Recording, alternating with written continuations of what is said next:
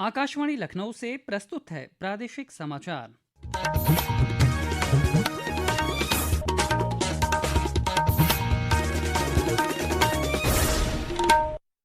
मुख्य समाचार। प्रधानमंत्री नरेंद्र मोदी ने आज आकाशवाणी से मन की बात कार्यक्रम में पश्चिम एशिया में युद्ध के दौरान उनकी अपील पर देशवासियों के समर्थन और सहयोग के प्रति जताया आभार। मुख्यमंत्री योगी आदित्यनाथ ने हाथरस में 548 करोड़ रुपए लागत की 143 विकास परियोजनाओं का किया लोकार्पण और शिलान्यास। आगरा में समीक्षा बैठक में अधिकारियों को दिए विकास कार्यों में तेजी लाने के निर्देश। राज्यपाल आनंदीबेन पटेल ने अयोध्या में मातृशक्ति कॉन्क्लेव में कहा, 2047 तक विकसित भारत के लक्ष्य को पूरा करने में महिलाओं की सक्रिय भागीदारी आवश्यक। और प्रदेश भर में आज से शुरू हुआ राष्ट्रीय पल्स पोलियो अभियान। कल से घर घर जाकर बच्चों को पिलाई जाएगी पोलियो ड्रॉप। नमस्कार, प्रदेश के समाचारों के साथ मैं शैलेंद्र और अब समाचार विस्तार से। प्रधानमंत्री नरेंद्र मोदी ने कहा है कि स्वदेशी रक्षा उत्पादन पर ध्यान केंद्रित करते हुए भारत समुद्र से लेकर आकाश तक अधिक सुरक्षित और आत्मनिर्भर बन रहा है। आकाशवाणी से मन की बात कार्यक्रम में प्रधानमंत्री ने कहा कि जून महीने में स्वदेशी C-295 विमान की पहली उड़ान के साथ ही भारत ने विमानन क्षेत्र में एक बड़ी सफलता हासिल की है। C-295 ये विमान मेड इन इंडिया है और C-295 विमान ने अपनी पहली उड़ान पूरी की है और ऐसे 40 विमान भारत में ही बनाए जा रहे हैं। इससे MSME और एरोस्पेस सेक्टर को नई शक्ति मिल रही है। आज समुद्र से लेकर आकाश तक हमारा भारत अधिक सुरक्षित और आत्मनिर्भर बन रहा है।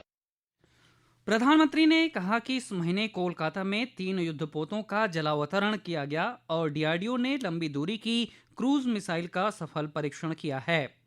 प्रधानमंत्री ने अंतर्राष्ट्रीय योग दिवस की भी चर्चा की, जिसे 21 जून को दुनिया भर में मनाया गया। इस बार ये आयोजन 2500 से अधिक जगहों पर हुआ।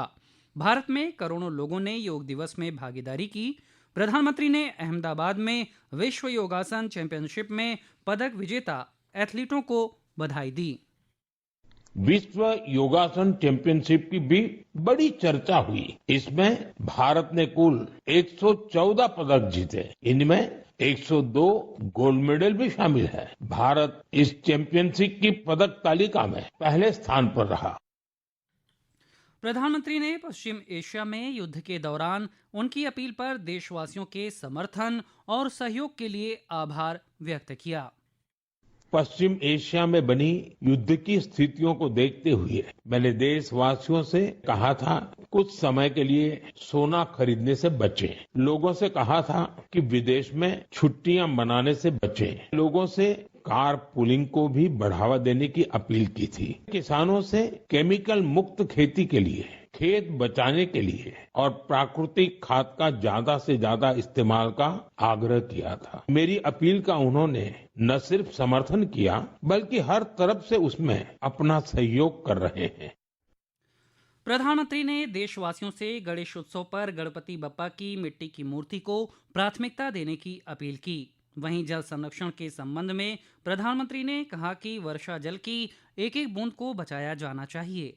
उन्होंने कहा कि कैच द रेन अभियान में जरा भी ढिलाई नहीं होने देनी चाहिए।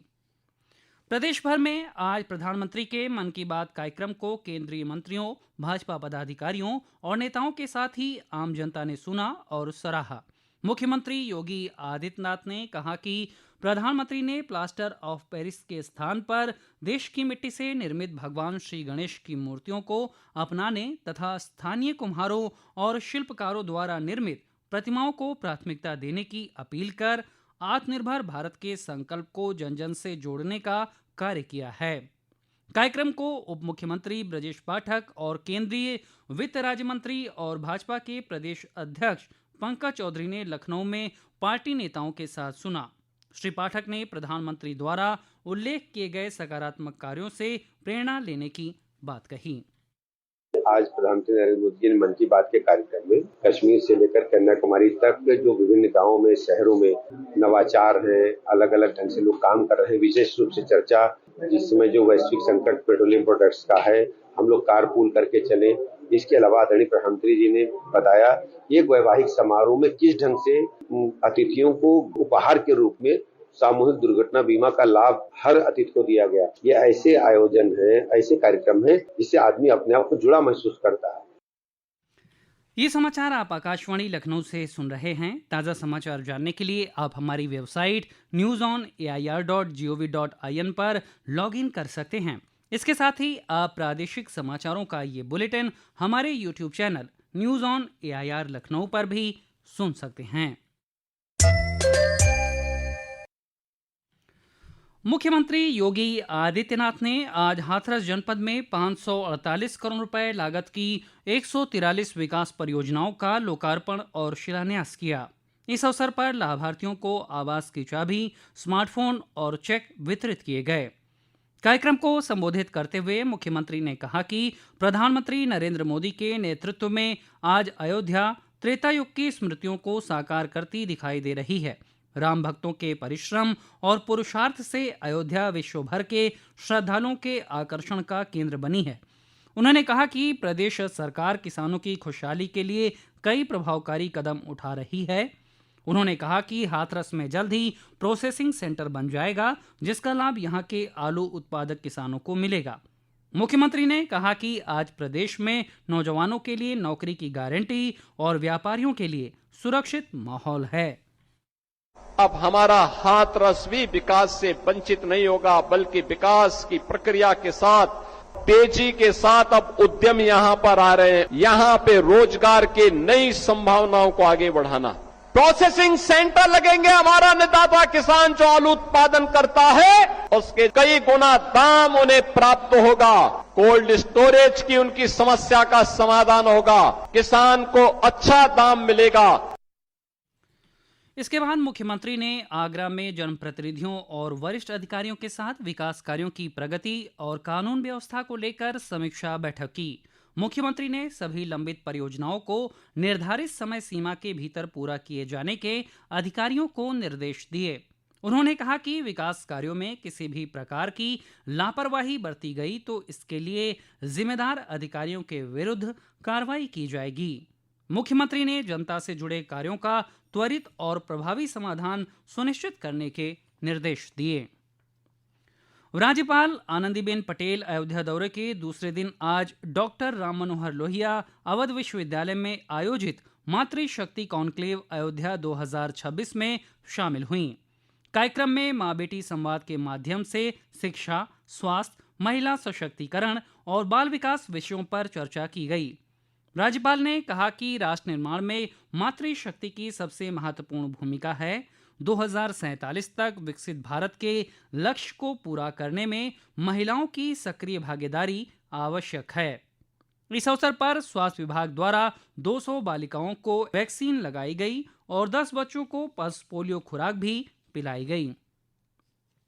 अयोध्या में श्री राम मंदिर दान मामले में आज पुलिस तथा प्रशासन की टीम ने गिरफ्तार सभी 8 आरोपितों के घरों पर छापेमारी कर तलाशी ली और उनके परिजनों से पूछताछ की गई। जांच के दौरान पुलिस ने आरोपियों के ठिकानों से साक्ष्य जुटाने की कार्रवाई की। कल पुलिस सभी आरोपियों को कोर्ट में फिर से पेश करेगी। इससे पहले कल श्री राम जन्मभूमि तीर्थ क्षेत्र ट्रस्ट के महासचिव चंपत राय और ट्रस्टी अनिल मिश्रा ने इस्तीफा दे दिया। श्री राम जन्मभूमि तीर्थ क्षेत्र के कोषाध्यक्ष स्वामी गोविंद देव गिरी महाराज ने कल ये जानकारी दी। बयान में कहा गया कि इस्तीफों पर अगली बैठक में चर्चा की जाएगी। आज से शुरू हुए राष्ट्रीय पल्स पोलियो अभियान के तहत प्रदेश के सभी जनपदों में बूथों पर 0 से 5 वर्ष तक के बच्चों को पोलियो की खुराक दी जा रही है। इसके बाद कल 29 जून से 3 जुलाई तक घर घर जाकर बच्चों को पोलियो की दवा पिलाई जाएगी। इसी क्रम में अमरोहा में पल्स पोलियो अभियान की शुरुआत सीएमओ डॉक्टर रमाकांत सागर ने एक समारोह में बच्चों को पोलियो ड्रॉप पिलाकर की। देवरिया जिले के महर्षि देवराहा बाबा मेडिकल कॉलेज में भी बच्चों को पोलियो ड्रॉप पिलाई गई। जिले में स्वास्थ्य विभाग द्वारा 5,68,000 बच्चों को पोलियो ड्रॉप पिलाने का लक्ष्य रखा गया है। वहीं हापुड़, कौशाम्बी और महोबा सहित विभिन्न जिलों में भी अभियान के तहत बच्चों को पोलियो की दवा पिलाई गई। प्रदेश में आगामी 7 दिनों में पश्चिमी और पूर्वी हिस्सों में अनेक स्थानों पर गरज चमक के साथ बारिश होने की संभावना है। इसके साथ ही कई जिलों में बिजली गिरने के साथ तेज हवाएं चलने की आशंका जताई गई है। और अंत में मुख्य समाचार एक बार फिर।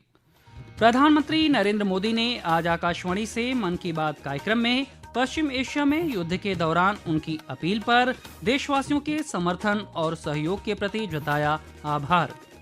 मुख्यमंत्री योगी आदित्यनाथ ने हाथरस में 548 करोड़ रुपए लागत की 143 विकास परियोजनाओं का किया लोकार्पण और शिलान्यास।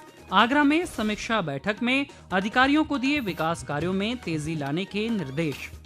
राज्यपाल आनंदीबेन पटेल ने अयोध्या में मातृशक्ति कॉन्क्लेव में कहा, 2047 तक विकसित भारत के लक्ष्य को पूरा करने में महिलाओं की सक्रिय भागीदारी आवश्यक। और प्रदेश भर में आज से शुरू हुआ राष्ट्रीय पल्स पोलियो अभियान। कल से घर घर जाकर बच्चों को पिलाई जाएगी पोलियो ड्रॉप। इसी के साथ प्रादेशिक समाचारों का ये बुलेटिन समाप्त हुआ। नमस्कार।